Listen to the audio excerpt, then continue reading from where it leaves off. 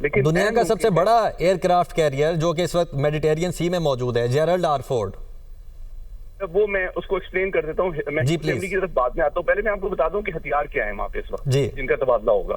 تو وہ میں سمجھتا ہوں کہ سینکڑوں کی تعداد میں اگر وہ ڈرون اٹیک کرتے ہیں، جس کو سوام اٹیک کہا جاتا ہے اسٹریٹجی کی لینگویج میں، تو امریکی بحریہ یقینی طور پہ اس میں سے بڑی تعداد کو مار گرانے کی صلاحیت رکھتی ہے.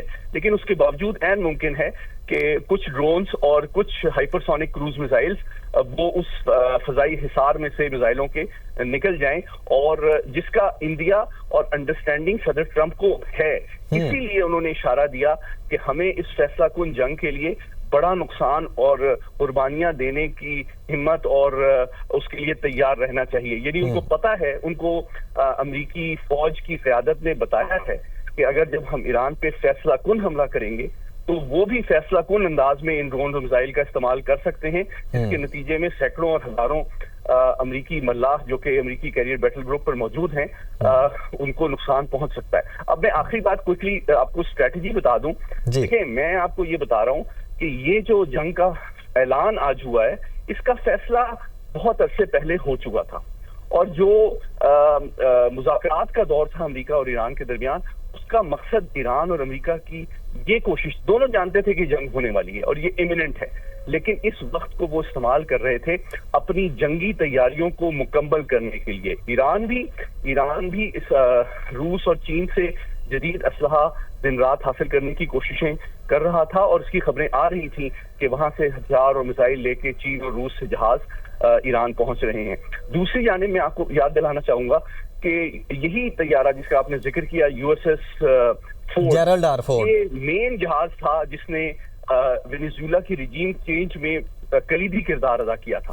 تو آپ دیکھیں کہ چند ہفتوں قبل ان کے 4800 کے قریب ملاح اس پہ کام کرتے ہیں. بہت بڑا جہاز ہے، 4 نیوکلیئر ریئیکٹر ہوتے ہیں اس کے، اور 17 منزلہ جہاز ہے. 70 سے 80 اس پہ لڑاکا طیارہ تعینات ہوتے ہیں. اس کو فوری طور پہ صدر ٹرمپ نے وینیزویلا کی رجیم چینج کے بعد حکم دیا کہ جناب آپ اسرائیل کے دفاع کے لیے پہنچیں، اور یہ پرسوں میڈیٹرینین سی میں داخل ہوا اور کل رات کو یہ اسرائیل کی بحری حدود کے قریب پہنچا. ابھی اس وقت مشرق وسطی میں امریکہ کے 2 کیریئر بیٹل گروپس موجود ہیں.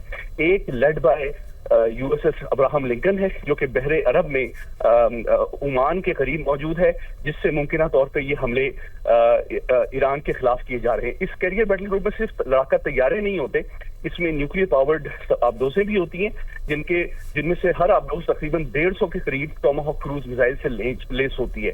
تو امریکہ کی جو روایتی حکمت عملی رہی ہے عراق کے خلاف بھی اور دیگر ممالک کے خلاف بھی، اس میں حملے کے لیے طیاروں سے زیادہ محفوظ حکمت عملی سمجھی جاتی ہے کہ ان کی جو ایٹمی آبدوزیں ہیں وہ سینکڑوں کی تعداد میں ٹوماہاک کروز میزائل سمندر کی تہہ کے نیچے سے لانچ کرتی ہیں، اور ممکنہ طور پہ یہی میزائل استعمال کیے گئے ہوں گے ایران میں جو ابھی ہم دھماکے دیکھ رہے ہیں ان حملوں کے لیے.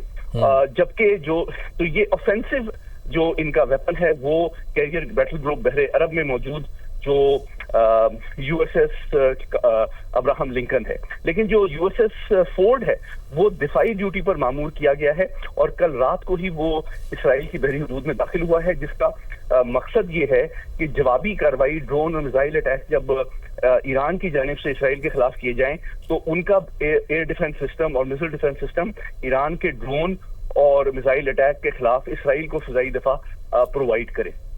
تو یہ ممکنہ طور پہ ہمارے سامنے جنگ کا نقشہ ایمرج کر رہا ہے. اب میں کیونکہ آپ کو ٹارگٹ کے حوالے سے بتاؤں کہ ابھی تک جو اطلاعات آئی ہیں وہ یہ ہیں کہ دھماکے جو سنے جا رہے ہیں وہ تہران میں سنے جا رہے ہیں. اس کا کیا مطلب ہے؟ دیکھیں، تہران میں ایران کی کوئی نیوکلیئر سائٹ نہیں ہے.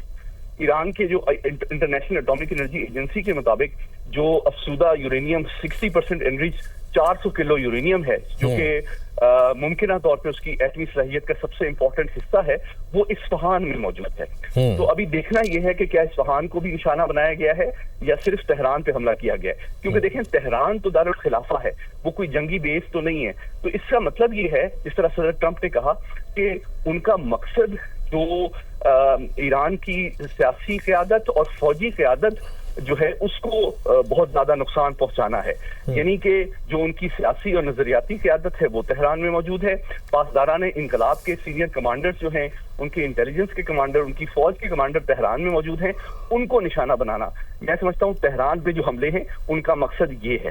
لیکن اب دیکھنا یہ ہے کہ کیا نتانز, اصفہان, فردو, ادھر بھی ان کی ایٹمی تنصیبات پہ حملہ کیا جاتا ہے.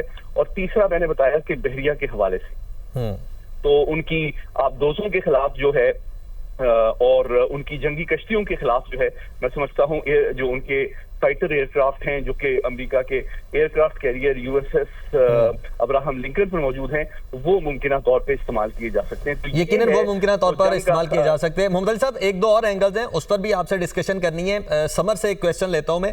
سمر, جیسے ابھی محمد علی صاحب بات کر رہے ہیں کہ ہو سکتا ہے اصفہان, فردو یا نتنز کو بھی ٹارگٹ کیا جائے, تو آپ کیا سمجھتے ہیں کہ جس طرح سے B-2B بمبار طیارے جون میں 2025 میں استعمال کیے گئے, اب بھی وہ طیارے استعمال ہوں گے؟